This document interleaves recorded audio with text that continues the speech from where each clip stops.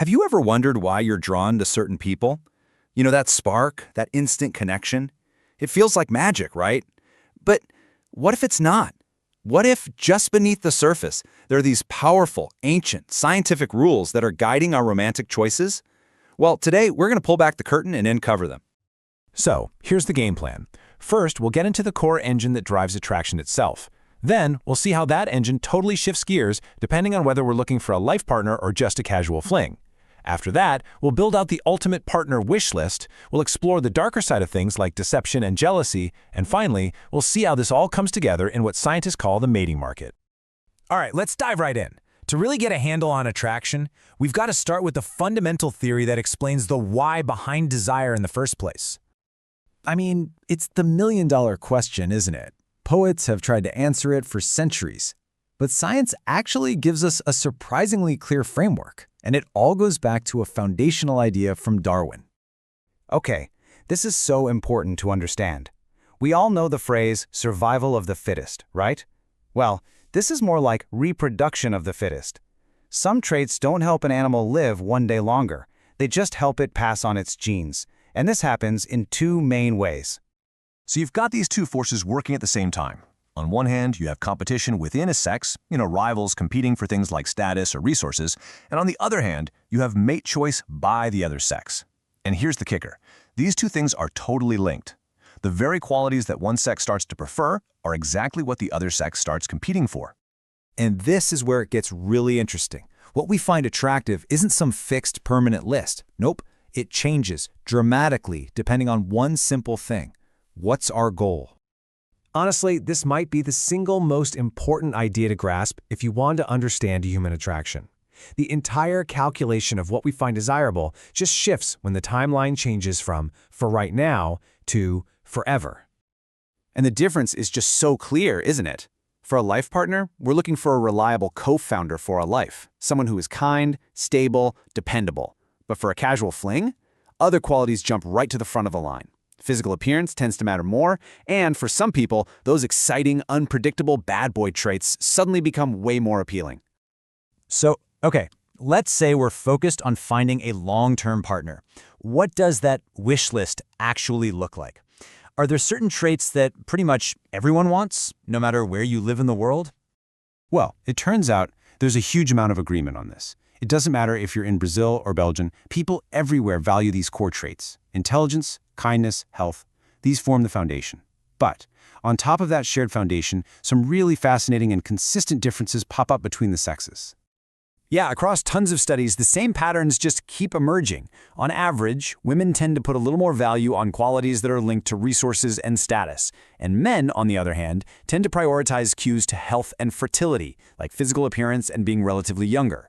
And this isn't random. There's a deep evolutionary logic here tied to our different biological roles.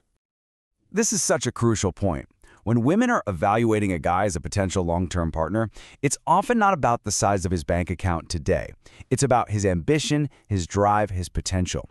What's his trajectory in life? That can be a way more powerful signal. Have you ever noticed this? Someone can seem fine, and then you find out they're in a happy relationship, and suddenly they seem way more attractive?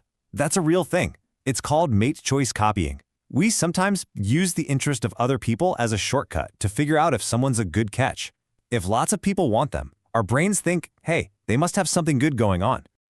Of course, whenever the stakes are this high, conflict is pretty much inevitable. So now we've got to look at the darker side of all this, from the little white lies we see on dating apps to much, much more dangerous behaviors. The lies are almost never random. You see men maybe exaggerating their income or ambition, while both men and women might use photos that are, let's say, a few years out of date. It's a modern version of a very old strategy. Present yourself in a way that lines up with what the other side is looking for. Let's talk about jealousy for a second. We usually think of it as this toxic, ugly emotion, a personal flaw. But from an evolutionary point of view, it's actually an adaptation. It's like an emotional burglar alarm that's designed to go off when a valuable relationship is threatened. So what sets that alarm off? Well, there are the obvious ones, right? Signs of cheating or having rivals, mate poachers, on the scene. But there's a more subtle trigger, and it's what's called a mate value discrepancy. Think about it. What happens if one person's career suddenly takes off while the other stalls? That can create this new imbalance that feels really threatening to the relationship. And sometimes, this conflict can escalate into some of the most harmful behaviors we see. And these are often linked to a specific, really toxic combination of personality traits that scientists call the dark triad. So you take narcissism, that sense of entitlement and superiority. Then you add in Machiavellianism, a manipulative, cynical view of the world, and you top it off with psychopathy, a real lack of empathy and a lot of impulsivity. When you get that combination, you have a personality that is strongly predictive of exploitative and coercive sexual behaviors. Okay, so let's put all these pieces together now. These preferences, these competitions, these strategies, they don't just happen in a vacuum. They all play out in this big, dynamic social arena that we can think of as the mating market. This is a really core concept. Mate value might sound a little cold or clinical, but it's just the term for your overall desirability as a partner. And the thing is, we all have a pretty good intuitive sense of it, both for ourselves and for other people. It's constantly being assessed by everyone around us. So how do we figure it out? Well, for one, our own self-esteem often acts like an internal barometer. It goes up when we get a promotion, it goes down after a rejection. We also use social proof. What do other people think of this person? And finally, we look at who's getting all the attention. If everyone wants to date a certain person, that's a pretty powerful signal of their high mate value.